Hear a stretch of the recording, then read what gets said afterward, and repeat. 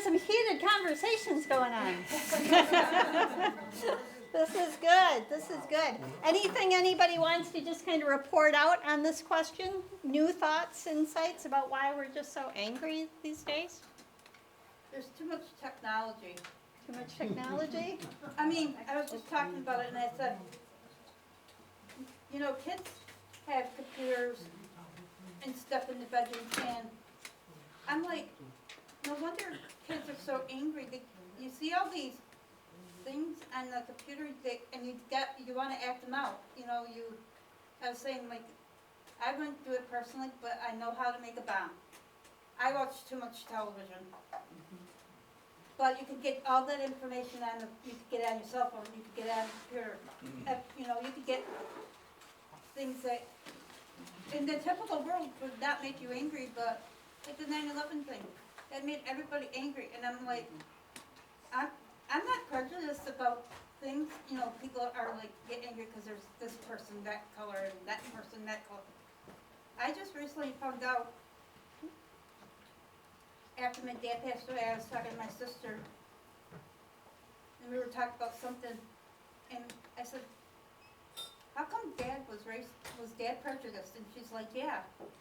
And I just found this out, and I said, well, why aren't me and you and Ken, my brother? And she goes, because we didn't grow up with them.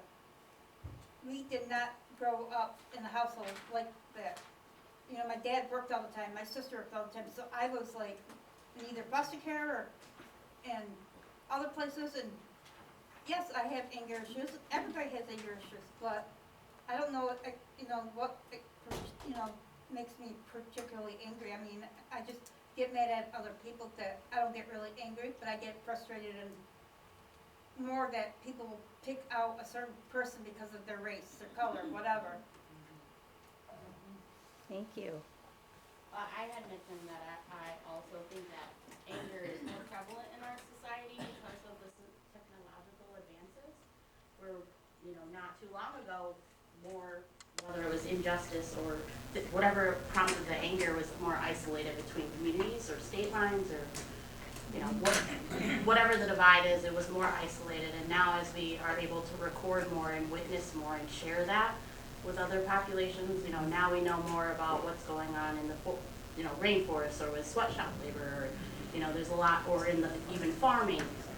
There's a lot more that we can share in a more mass-produced kind of way, so that we're more supercharged on those issues that we find important.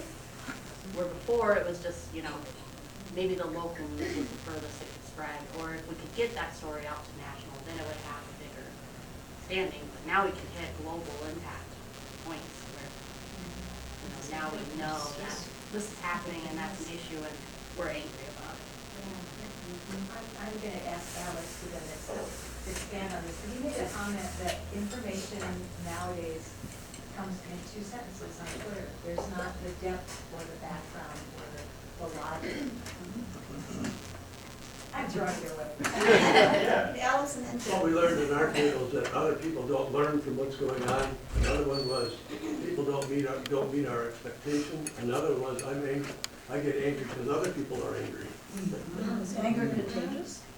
Anger what? Is anger contagious? Yeah, that's a good question. Oh, yeah. So news articles and things have become shorter because Facebook and Twitter and things like that have kind of made it the norm to read things in 1 or 2 sentences, to have these really digestible things that you can read almost at a glance, then scroll to the next thing.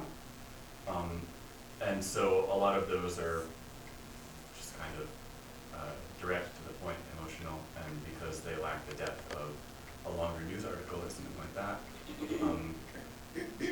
As things get shorter and shorter, we're kind of losing out on key information as we're digesting things. And if a lot of it is for shock value and things like that, then and may be designed to get you angry in certain ways, then that becomes kind of a cyclical issue as articles get shorter and as people's attention spans as well get shorter for problem solving and research and things like that. It just becomes a little bit more difficult to discern these kinds of things and to get that depth of, well, what's going on, or what's the truth, essentially. Headlines that are a lot in fact. See, like, if you just glance at the headlines and then you really start reading, you're like, this article really is not quite matching the headline. Headlines can be But if you just- inflammatory. Yeah. Inflammatory. I don't even watch the news because why bother watching the news? All you get is violence, sex, or whatever, and, you know, and it doesn't, and, you know, I can't watch the news because I was telling them, if I get angry, I like physically I physically get sick. I mean, I don't throw up, don't get like, but I get so stressed that I literally make myself sick. So I cannot hear the news, I do not watch the news, I don't have Facebook or any of that, because for me, if I watched the news on pins and needles, every time I went somewhere, I was like, are they out to get me? Are you out to get me?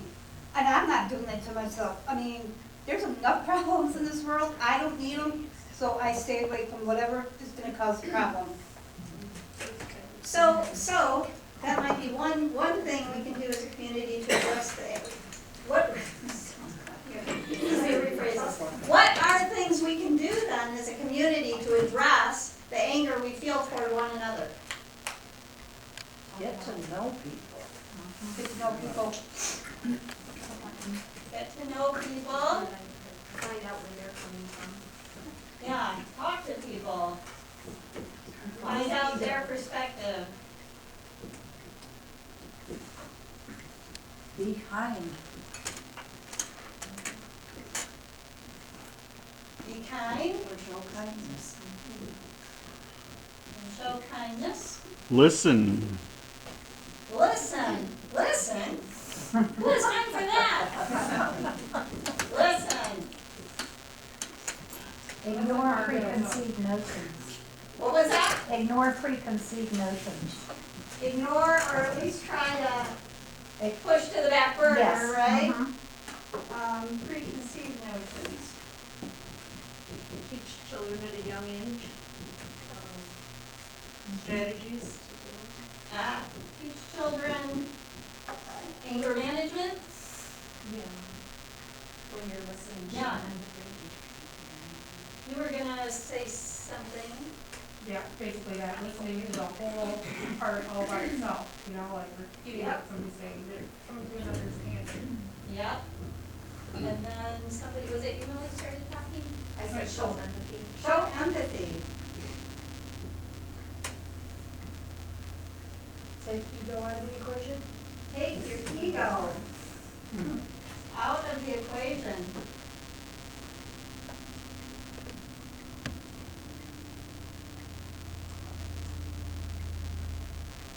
Yeah, Be intentional and talk to people you don't know. yes. Be Every place we intentional. go, there's people that we don't know, we always talk to the same people. Yep. But you gotta be careful. Well, one of the reasons why we go to talk to people we know is because it feels more comfortable. So we have to get comfortable with feeling uncomfortable. Yes. Oh, good. Yeah. Yep. Like when someone's angry, you know, you said it makes you feel angry, it's like, it makes you feel uncomfortable. And Yes. It's like, so, you know, so it's okay to be uncomfortable. Like he was saying, make sure you have all the facts. Get the facts. There you go. I like that. Yes, and then you. Be okay with being wrong. Ah, ooh. I know. Yeah. I'm glad that was for you, Alex.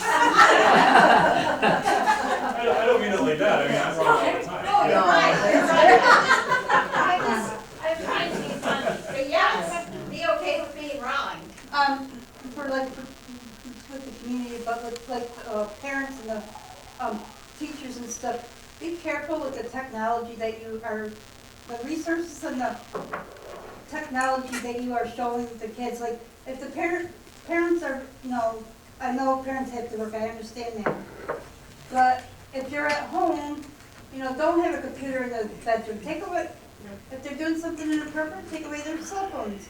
I mean, yeah, you're gonna get angry, but I'd rather be angry than dead. Is that an issue for her? Well, yeah, take care of technology, our kids and ourselves too, right? kind of maybe limit our own exposure. Well, research, for parents, I would say research the facts about technology and how that's, Or put it impacting parental your watch. children, because they're even finding, right, because they are bent over, their new bones are being formed. Yeah, research the impact. I have a, Just a minute, Kelly, Don't be intimidated by differences. don't be intimidated by differences. We could maybe even celebrate differences. I encourage you. All right.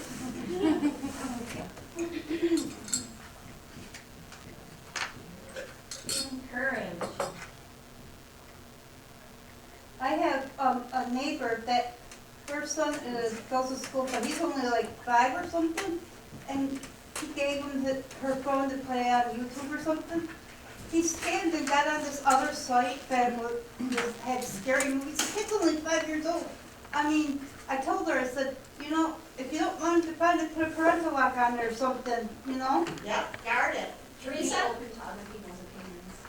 Be open to other opinions. So I'm gonna throw something else out. What if, is there any of that anger that justified anger? I think it would be good to become aware of the actions that you take when you become angry and to develop better habits in dealing with. Yes, we'll come to personal anger. We're gonna come back to that. Collective anger, what can we do? And so my question now is there a role ever to respond in a different way? I don't like it when people get angry because we have, well, especially with me, people get angry because they can't see my disability. But we all need to treat each other with kindness, but especially if people have a disability, which I do all the time, but I see other people not doing it. And it makes me so mad. So there's a different kind of anger, right? So we get angry when we see people being mistreated, and the answer to that is probably not, oh, well, just let people be mistreated, right? So what can we do with that kind of collective anger against social injustice? Talk What to can we them, do as a community around talk that? to the person, find out what their disability is probably. Yep, so still getting to know people, getting to know issues. I like the 100% rule. I've got to be absolutely honest with the content of what I'm angry about, and hopefully do that in a civilized way. Be honest with the content So and stay So civilized. groups, if there are groups engaging in the community, hopefully they get at the content and are brutally honest about it, but do it in such a way that the parties can engage rather than walking away. Right, right, so stay engaged. Chris left because she goes and sits for peace at Central Park. So that's why she just left,